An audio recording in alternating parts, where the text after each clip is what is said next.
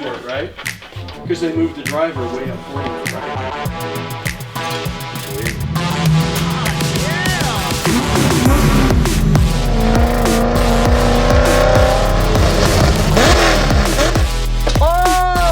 Seawater?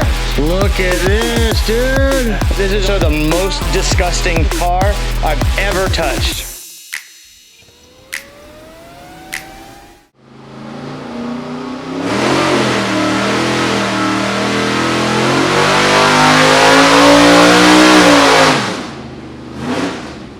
All right, to fill you guys back in, we've been hard at work. This guy pulled the heads up today, put a little space in the piston for the spark plug with a die grinder, flashed all the heads, or valve dropped all the heads, valve lashed everything, and now we're back. Brand new plugs, and then we did a hit and it made this. So that's freaking awesome. We are seeing a downturn right around 8,000 RPM, which even if we made the 1,000, we're like, yeah! We're like, oh, it's downturning. So, a couple things to consider. Jay is on remote here. We're thinking that we can put a little bit more timing in it. We'll see what it'll do. I don't think we can tighten up the laugh much anymore. We could do it a little bit more, but I think we're getting into maybe some ring flutter stuff. We need a bigger vacuum pump on it. The oil pump on this right now is only 3 inches of vacuum, so we need some more crankcase vacuum on it. I don't know if we can get a couple more stages of oil pump on it. Already talking to ARU to see if we can up the vacuum. And then maybe we could do a spring change on it. You know, when we're developing an engine like this, there's trial and error stuff. Not just like, hey, we're going to come out, swinging. We're close. We're, another 600 RPM or so. Yeah. I'm pretty stoked on it. Pretty stoked. So, but we're very close. And compared to yesterday, this is huge. We have just little issue after little issue. Those seem to be solved, and now we're doing pulls, making power. So exactly. I think we're at the point where we're going to maybe do one more pull. See, we have 4 other cams that we could throw at this thing. True. Yeah, we only have the one cannon, but we're happy. So, and we're going to remember that we got to get this thing to SEMA. So that's obviously the goal for right now. I can keep testing. SEMA, whatever. Just probably put do another pull with this new tune, and we'll be good to go. So I'll tell Jay, and we'll get to just enjoy this freaking rip. Let's do it.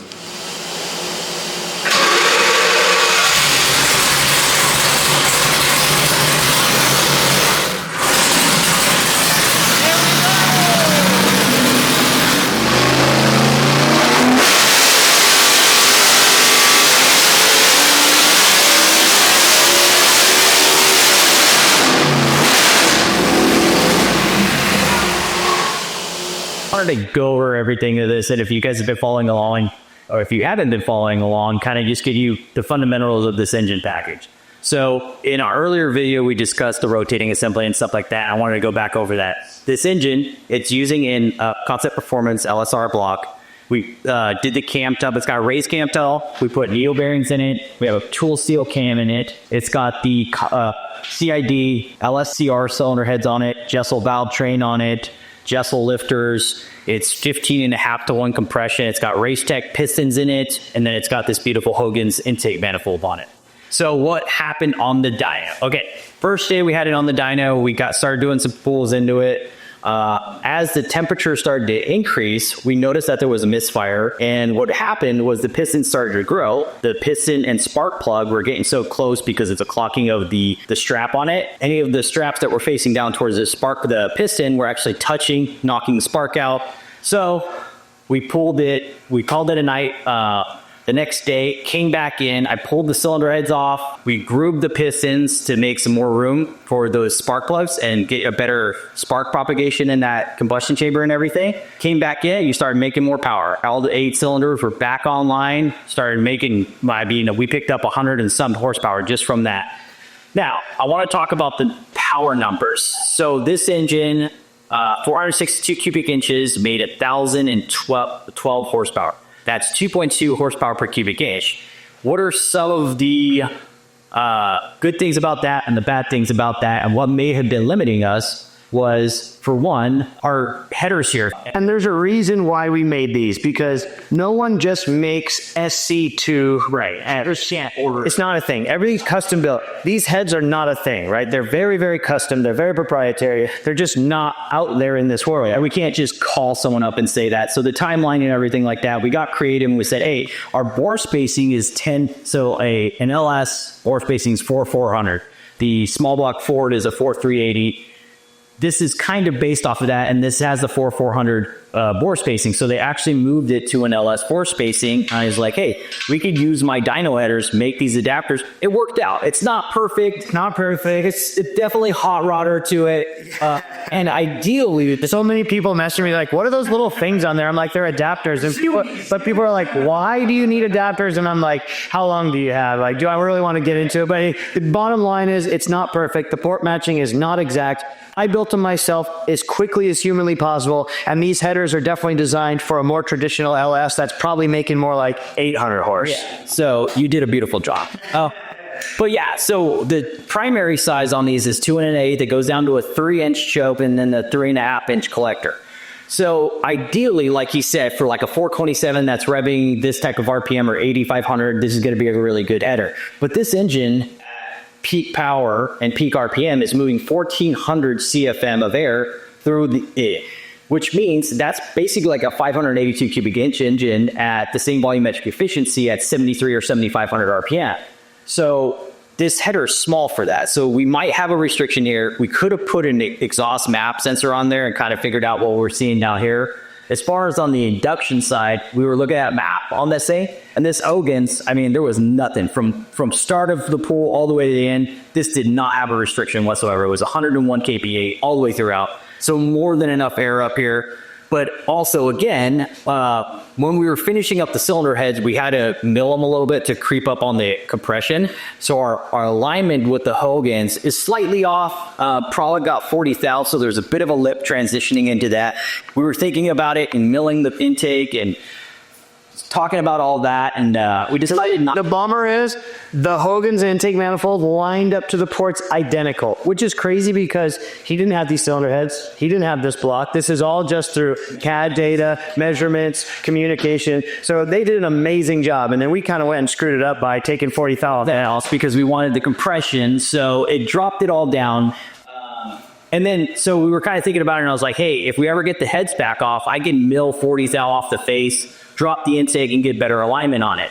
Now, moving on to the oiling system, the ARE oiling system on this, I think it's a 2-stage, maybe. It's a 3 suction, 1 pressure, yeah. Okay, so it's got multiple stages on it, but it was only pulling about 3 inches of vacuum at wide open peak power. And we were pulling vacuum up here, so it's not optimal. We're checking the dyno was reading vacuum up at the top of the valve covers, which isn't absolutely optimal, but it's still a pretty good indication of what's going on up there. Yeah, so when you're getting it to like 6,000 feet per minute or above that with piston speed, what you have to look out for is your rings and the ring seal. You start to get some, blow by and stuff like that, because the speed of that ring up against the cylinder wall, it just can't keep up, and it can't keep that ring seal. So you get ring flutter. So pulling, ideally, if we had like 20 inches of vacuum, that could have helped out tremendously. So maybe another stage or 2 on that oil pump to get some better vacuum in this engine could have helped out. But again, it's a great oiling system. We had 80 PSI of oil pressure all the way up at 9,500 RPM. So oil was great, but I messaged Gary too, and he even said too, he's like, you could back it down, like do 65 or 70 pounds up top, yeah. So he was like, 80's a bit much. So we could back it down. Reduce the pressure and pick up some power from that as well. Even if we reduce it back down to 50, once it's all warm and everything, that would be fine. I know you're not supposed to have, it's scared of oil pressure out. But it's actually, talking about 50 pounds of oil pressure, it has 9,000 RPM. That's scary, but as long as the volume is there, you're fine. And this thing moves a ton of freaking volume. It does. So now let's go back to how do we rate like how happy we are with the power and stuff like that. So the camshaft inside of this, our gross lift is 920 lift, right? But gross and net are going to be totally different. Your total system stiffness, so basically once you have everything in, you can mock it all up with a check spring, check what your gross lift is, and then mock it up with the actual valve train components and everything and the springs that you're going to use, and then see how much deflection you have in that system. After I checked it with the deflection in the system, we were about just under 900 lift. So we lost about 20 thou lift just in total system stiffness because the push rod, although it is a 1/2 inch push rod from Manton, it's 10 inches 600. So the thing is just like, yeah, it's a foot long, you know? So Yeah, let me go grab the push rod and we can show you guys. Check this out. We have these freaking push rods. When I saw them, I'm like, you're kidding. Well, first of all, you told me that they were going to be a 1/2 inch diameter. And I'm like, you're freaking kidding me. How is that even possible? Look at these things. They're drumsticks, dude. So that's our push rod inside. I think this one here is the exhaust, and then this is our intake. So on the intake side, we use this tapered tip here because it clears the lifter bushing a little bit more. So it gets us a little bit better because it's offset as well. So it's not dead center of the lifter. It's offset to the right to clear the port on the cylinder head because the port's so big, you want the rocker arm and this push rod to be moved over to the right. So again, what we're saying is the length of this, after checking it with the actual springs in it and everything like that, we lost about 20 thou of lift. And then introduce the lash. The lash on this is about 16 hot. So you lose that lift and that lash and all of that. Now, the cylinder heads flow about 500 CFM at 1 inch of lift. So if we're down at 900, we're about 485, 490 in that ballpark. And do you think we were seeing that on the dyno, like outflowing the head, or was it something else that was maybe limiting that? Or we were not even getting all the way up to the 485 CFM? We were getting there because if you do the math on it, right? So a good cylinder head and a good package will typically make, north of 2.1 horsepower per CFM. If we do our math on this, we're at 2.2 horsepower per CFM. My buddy Ben Strader likes to say, if you're doing 2.1, you're, all right, 2.2, okay, now you're actually getting after it. 2.3, you're doing amazing. So what we want is 2.3 at some day, but we have to make some changes to it, and we're going to come back to that. I think the changes that we're kind of discussing is exhaust flow, so tubing size of the headers. We were talking about this morning, first thing in the morning, 8 a.m., we're talking about zoomies, 2.25, 2.5 inch zoomies on this thing. Some downward zoomies though, so we're not blowing exhaust into the intake. Tempted to run this thing in alpha and pull these off and just see what we do. We're so close to having it to SEMA, we just didn't want a chance. And we'll build some zoomies, and because we have other camshafts that we also want to test, and we'll kind of plan some time to do some camshaft testing and really compare what the exhaust would potentially do with it as well. Can we also get a pressure sensor, you think, dive into? Well, that we can kind of add, and we'll make a punch list of items and stuff like that. So we only had time to test one camshaft. So I put the really big cam in, and I'm known for overcamming stuff. I mean, you could ask Ben and all the rest of the guys. I like big cams, okay? I like, hey, which one do you got? You got a big one? Let's go. So with the problem with that is your intake opening and your exhaust, intake opening, intake closing, exhaust opening, exhaust, but it's not always the best to have the biggest cam. This engine, although it's 15.5 to 1 in that ballpark right there, give or take a quarter of the compression, we could have trapped more cylinder pressure. We didn't know exactly where the head in the package was going to peak at. So if we advanced the cam and closed the intake closing a little bit more, we could have probably picked up some torque and maybe in some better average horsepower. But we actually have, what do we got? 4 more cams on the shelf. So yeah, we've got 4 more cams on the shelf. So when we get this back, or we might be talking about another engine too with the same cylinder head package and everything, but we'll see. Because we do have another set of heads, which is crazy because no one in the world has, I don't know another set. He has 2. Yeah, and we got them. So there's already talks of this. So we're already planning ahead. We know what we want to do. We've had a tremendous amount of help with this engine from Cesar Chalice with the help of the port program on this. John over at CID, huge help from Callie's and those guys. I mean, Callie's came through. They designed, if you guys watched that first video, they designed this crankshaft, this rod combo specific for Nick over there and Heath. You guys are awesome. Thank you so much for that. So yeah, we've got some stuff. It feels really cool explaining to people like the type of material choice and their train of thought, but the fact that like this is an LS, but it's closer to a 410 Sprint engine than it is your traditional LS. The materials used and the type of flow that this thing is going to see and the RPM change, how quickly this thing's going to rev up and rev down incredibly fast. Yeah, and not like your average street car or LS for sure. Kind of on that same topic though, is like We took this thing to 9,500 RPM last night. One of the things is it peaked a lot earlier than that, but it doesn't fall off. What ends up happening is it kind of tapers down and then it just holds on. So when we see that, that's usually an indication that there's some sort of restriction in induction or exhaust. We know that because we had the map sensor on this thing. It was 101 kPa all the way to 9,500 RPM. We know this intake has it in it. It could potentially be a ring flutter issue up at that RPM because we're moving at 67, I think if my math is correct, 6,700 feet per minute. The exhaust, again, Which is approaching for those who don't know, that's danger zone. I mean, we're there. It's hard to keep the rings in check. They're just, you have to have really good pan vacuum. You have to have a really good engine. And then one other thing that we have to take in consideration is someone wanted nitrous, so the gap on this is a little bit bigger, but that's fine. Yeah, because that's the plan, is that this thing is going to make over 1,000, and then we're going to do a 250 shot or 300 shot or whatever it is on top of it. So that's the plan.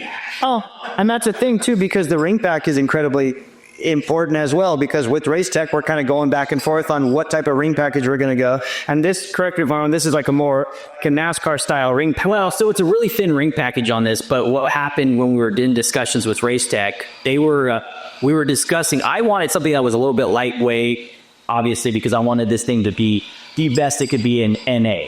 When we started introducing the nitrous, you got to lower the ring pack away from the top of the crown of the piston. You got to make the crown of the piston heavier, and understandably so, because when you shock it with that nitrous, it's got to be robust. It's got to do that. So we were sacrificing a little bit of what we were going to gain in the NA realm for this Maniac to squeeze off another 300 shot. And yeah, but honestly, this has been probably the funnest thing working with Matt. Thank you, Matt. Like, honestly, man. It was so fun. This is both of our dream engines. So when I started this whole conversation, I think I've told you guys, I hit up Semir and I was like, what's the sickest heads for naturally aspirated? No, sickest intake manifold for naturally aspirated. Because I was just going to do a regular 427 with a cool intake manifold, a K&N Spring Car box filter, and send it on its way. And this freaking dickhead led me down the biggest rabbit hole of my entire life. Text you pictures of stuff, and I was like, hey, have you seen this? And it all started with the cylinder heads. Once I saw that these cylinder heads were like big dick as they are, and I started doing my research and learned about canted valves and the placement and what an SC2 is. Like, I'm an LS guy. That's kind of all I know. I know about engines, but I specialize in an LS. This is not an LS, but it is. It's a hybrid. Yeah. It's a bit of a, honestly, it's a hybrid. Like, it's badass. So, but yeah, but we have a checklist of stuff that we want to improve. And like, when you're developing a max effort package like this, sometimes there's always going to be room for improvement. And this is it. But I think we did really good. We did 2.2 horsepower per cubic inch, 2.2 horsepower per CFM, and we revved a 4,250 stroke to 9,500 RPM, which, I've never done that. So yeah, that's cool. It was a little scary, but because we're stepping into it, and I'm like, let's go higher. So, because Semir looks at me, he's just like, dude, this is your engine, so if you want to go, I'll go, but it's up to you. If it breaks, it's on you. And I'm like, let's go a little higher. I've been so nervous if we weren't so close to SEMA. I know how hard that is to being there. And I was just like, man, anytime you're doing something of this type of effort, there's the possibility of things going south. So, you never got. This is a mechanical piece of machinery, and stuff breaks. So, but yeah, it made it. It's here. It's gone to 95 multiple times now and lives through it. So we'll see. It just survives Matt's foot. And yeah, exactly. I know, because now there's a different strategy with what do you do for rev limiter. It's a totally different driving style for me, because usually I bring it up to the limiter and I let it eat on the limiter. And this is not going to be that engine. The power band is going to be extremely broad and going to be able to hold it. I'm hoping that we can do like 8,500. It's stable. It's happy. I can keep it there as a driver, and it'll be making 1,000 horsepower up there. It's nuts. Something that also discussed too. So what Matt did with this, these come with a progressive linkage. Matt went to the 1-to-1, so it was really like, as soon as you opened the throttle blades, it was like party time. There was no like tipping into or anything. I'm sure you guys will see from the Lexi footage from the dyno, but it's like he cracks the throttle, which is this boat throttle over here, by the way. He cracks the throttle and the thing just, wow, 3,500. Roughly, it feels like it's running away. Yeah. I mean, when we were trying to like do the light load stuff, I was telling Jay, I was like, this thing just goes, dude. It's like letting the gate open and it was out to the race. Out to the races. And it's freaking incredible too, because we had Jay on remote. Jay was here on Saturday with us. We were hoping to have it on the dyno then. We had to do a bunch of little finalization stuff, get it all going. We got it on late Saturday. So that means that Jay had to remote in on Sunday. So we had my dad, Semir, and Jay on the laptop remote. And Jay is, I mean, that's a lot on your shoulders, dude. Like, it's this freaking engine.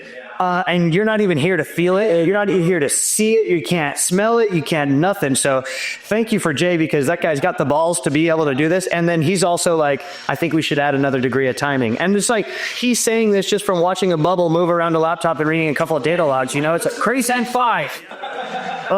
Yeah, he literally says, I think at 10,000 we'll see a pickup in power fall. Yeah, hold on. You're crazy, Jay. But obviously, Jay has a lot of experience in high revving Honda engines, so he understands high revving. But it's also a big difference when you're moving a 4 1/4 stroke at over 9,000 RPM. That's some different shit right there. Right.